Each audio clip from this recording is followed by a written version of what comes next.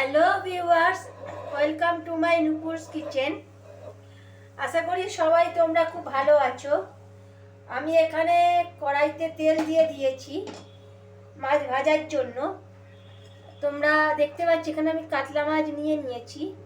তো আশা করি তোমাদের একটি নতুন ধরনের রেসিপি উপহার দিতে পারবো। তো এই রান্নাটার নাম হচ্ছে মালাই কাতলা। তো মালাই কাতলা বানানোর জন্য এখানে আমি তেল দিয়ে দিয়েছি, মানে মাছটাকে ভাজার জন্য। তোমরা কিন্তু সাদা তেলে করতে পারো, আমি এখানে রান্নাটা সরিষার তেলে আমি দেখাচ্ছি। তেলটা গরম হয়ে গেলেই মাছগুলো আমি দিয়ে দেবো। আচ্ছা, তেলটা ভালো করে গরম হয়ে গেছে, আমি গ্যাসের তেলটা একটু কমিয়ে দিচ্ছি। আমি এখানে একটা পেটিং মাছ নিয়েছি, তার সঙ্গে আমি একটা গাজা ইউজ করছি। তোমরা কিন্তু চাইলে ডাগার মাছও ইউজ করতে পারো। একটা রিলটি দিয়ে দিলাম।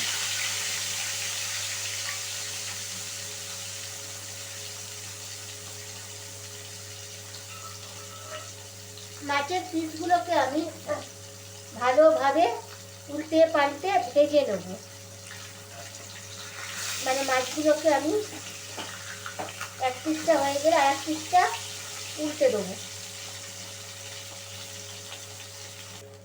তোমরা দেখতেই পাচ্ছ মাছগুলো আমার দু পিসটা ভাজা হয়ে গেছে।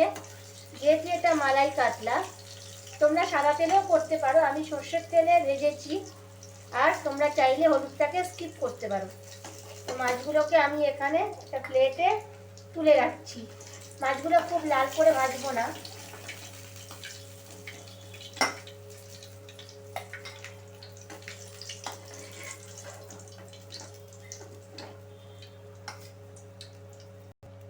আচ্ছা, মাছগুলোকে তুলে নিয়ে যে তেলটা আছে সেই তেলটা আমি একটু কাট করে নেবো। এবার এই তেলের মধ্যে আমি দিয়ে দিচ্ছি গোটা জিরে, মানে সাজিরে। আমরা সাধারণত মাছে কালো জিরে ফোড়ন দিই, কাঁচা লঙ্কা দিই। তো এখানে গোটা জিরে, জিরা, কাঁচা লঙ্কা আমি দিয়ে দিলাম। ঝালটা অবশ্যই আপনারা বুঝে দেবেন। এরপর আমি একটা জিনিস অ্যাড করব। ফোড়নের একটু গন্ধটা, যখনই ফোড়নের গন্ধটা ছাড়বে, এখন ফ্লেমটা কিন্তু মিডিয়াম রাখতে হবে। এখানে টমেটো আমি পেস্ট করে নিয়েছি, তার সঙ্গে রসুন দিয়েছি। রসুন আর টমেটো এই সমস্ত উপকরণ ভালোভাবে মশলার সাথে আমি কষিয়ে নেব।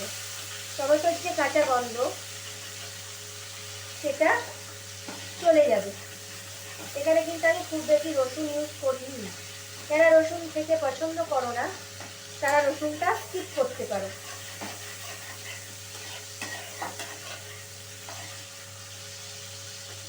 গ্যাসের ফ্লেমটা কিন্তু মিডিয়ামই রাখতে হবে।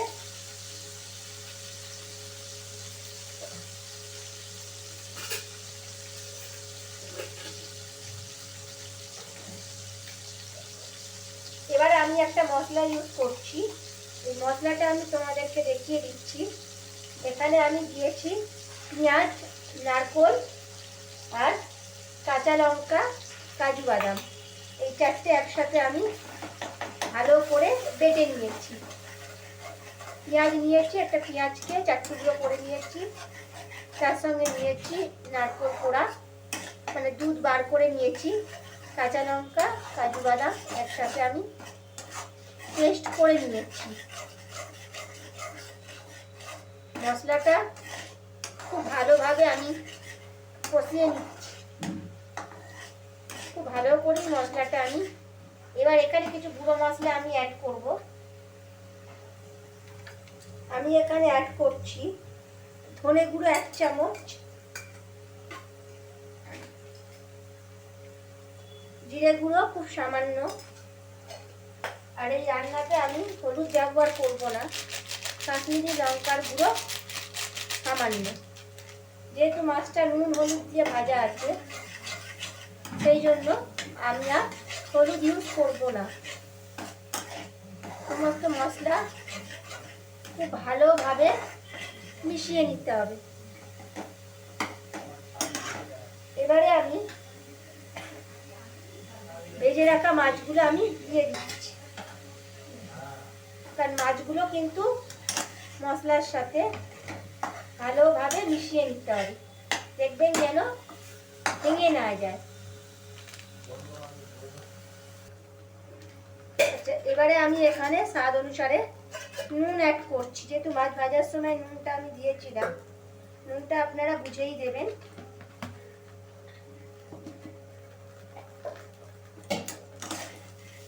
আচ্ছা, মশলাটা যেহেতু ধরে যাচ্ছে তাই এখানে আমি জল অ্যাড করব না। এখানে আমি নারকেল দুধটা আমি এখানে দিয়ে দিচ্ছি। এই নারকেল দুধেই কিন্তু রান্নাটা হবে, মানে মালাইটা যেহেতু।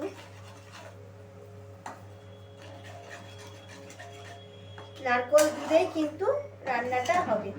আপনারা চাইলে কেনা দুধও ইউজ করতে পারেন, কিন্তু আমি এখানে কোকোনাট মিল্ক ইউজ করেছি।